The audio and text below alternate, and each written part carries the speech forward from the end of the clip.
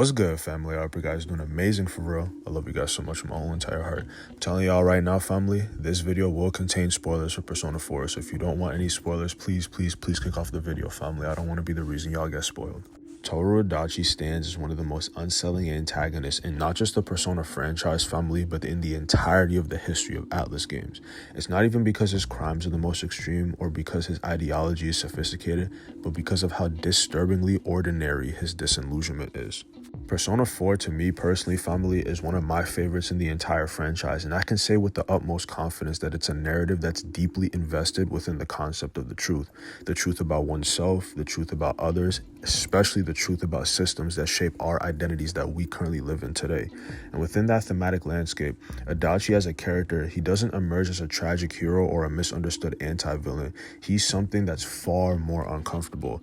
I would say that he's a byproduct of societal promises that are left unfulfilled. Unlike other antagonists who are forged by catastrophic trauma or divine intervention, which is actually present within two Atlus games, shout out to them for that, Adachi is somebody who's shaped by disappointment. His resentment formulates from the slow accumulation of unmet expectations. Adachi is someone who's just like me and you, family. He believed in a world that promised fairness, reward, and recognition. And when that promise was proven hollow, his worldview completely collapsed inward. Now, don't get it twisted, family. This video is not at all an attempt to excuse Tohru Adachi's actions.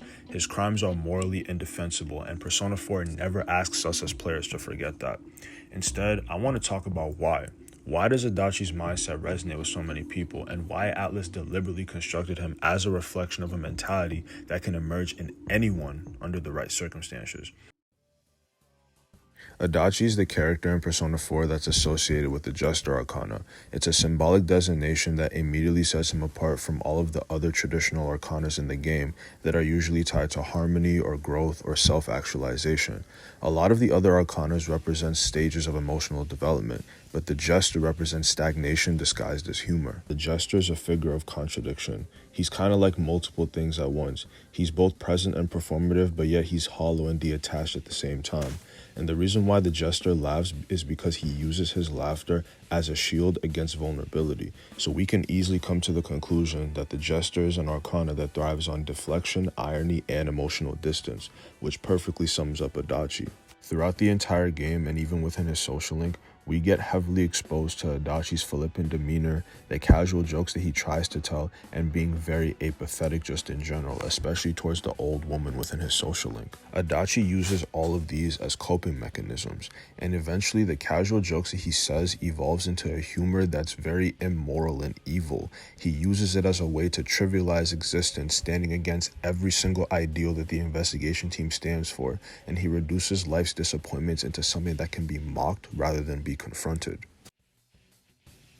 Where the other characters within Persona 4 struggle towards self-discovery, Adachi rejects that premise entirely. That's also why he's like literally the perfect villain for this game, but that's another video for another day. Adachi is not a believer that people can meaningfully change, nor does he believe that effort leads to fulfillment.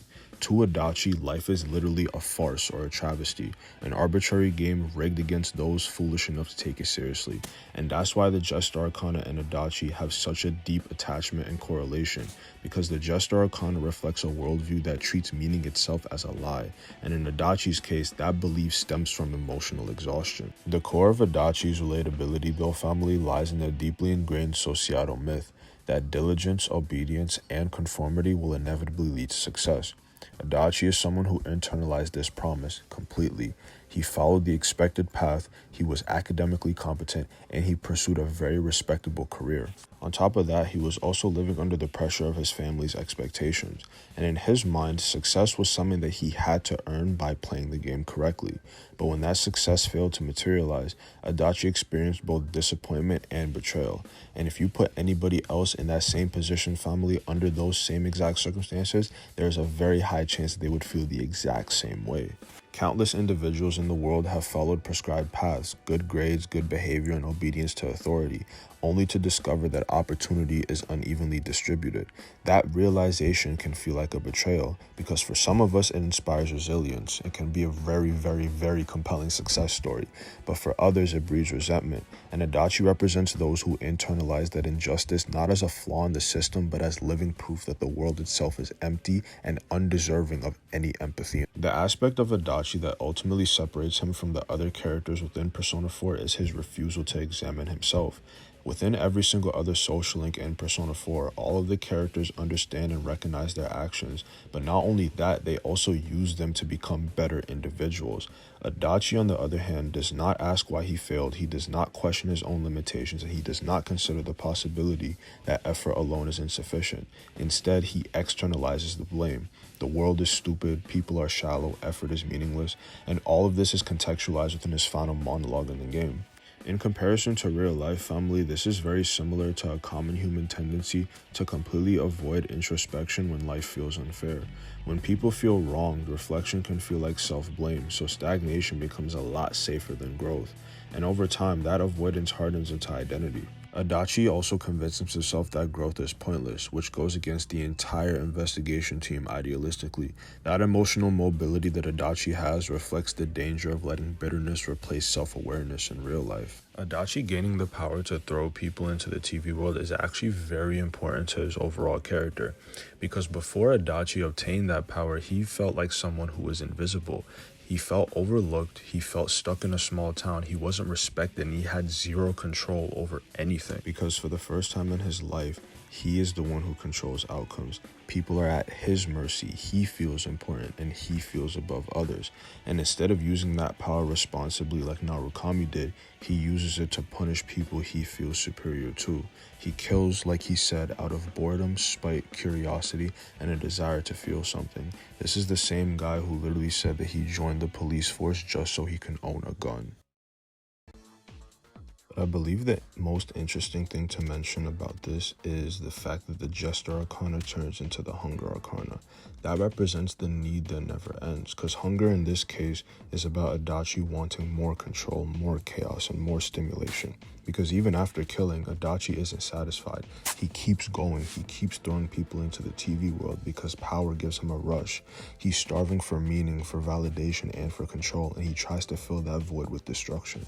The evolution from the Jester Arcana into the Hunger Arcana is tied directly into what we know about Adachi versus who he really is as a person. The Jester Arcana represents the mask. It represents his goofy, careless front, the role that he plays in society, and how everyone, including us as the players, sees him. And as long as you don't accuse Adachi, you can choose to not see through him. He would get to rank 10 on his social link, but he would still remain as the Jester Arcana, which means that we're still buying the act. We're still not taking Adachi as seriously as we should be, we're still playing dumb, and we're hiding from the truth behind humor. But once the truth is revealed, his arcana shifts into the hunger, which symbolizes the endless void inside him that power could never ever fill. In human terms, the Jester is the phase where someone acts like they don't care, they downplay their struggles, and they use humor to deflect all pain. We all know someone like this, or maybe we don't, or maybe we have been that person at some point.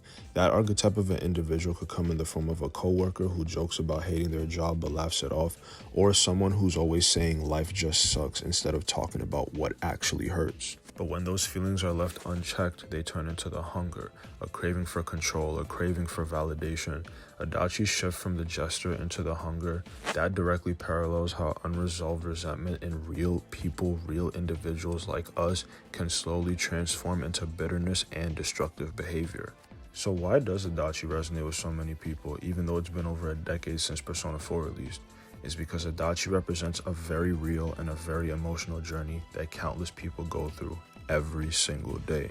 The feeling of working hard only to be met with disappointment, the frustration of watching others succeed while you feel stuck, and the temptation to laugh things off instead of confronting pain, and that very, very, very slow buildup of resentment when life does not turn out the way that you expected. Adachi is relatable because of the emotions that led him into being a criminal. His story reflects how unaddressed frustration can twist someone's outlook on the world, turning humor into bitterness and hope into hunger for control. Adachi is literally pure evil, family. Anybody with 2 eyes who's gotten the true ending for Persona 4 can see that. But we can also use Adachi as a cautionary mirror because he shows how easily anyone can fall into cynicism when they stop reflecting on themselves and their feelings. And that realism, that uncomfortable truth about human nature, that's what makes Adachi so compelling, so powerful, and so unforgettable. Not only just as a character, but as a villain for Persona 4. But my beautiful family, it doesn't matter what I think. Let me know what you guys think in the comment section. I love every single one of y'all, my whole entire heart. I appreciate y'all for watching this video. I hope you enjoyed it. If you made this far into the video, I wholeheartedly appreciate you watching to the end. Thank you for being here. Truly thank you for being here. It means more than the absolute world to me. Make sure to like, comment, subscribe, turn on notifications, all that good stuff. I appreciate y'all support as always. And I'm going to catch you on my next video. All right? Peace out, everybody. I love y'all. For sure, ski. I do. For sure, ski.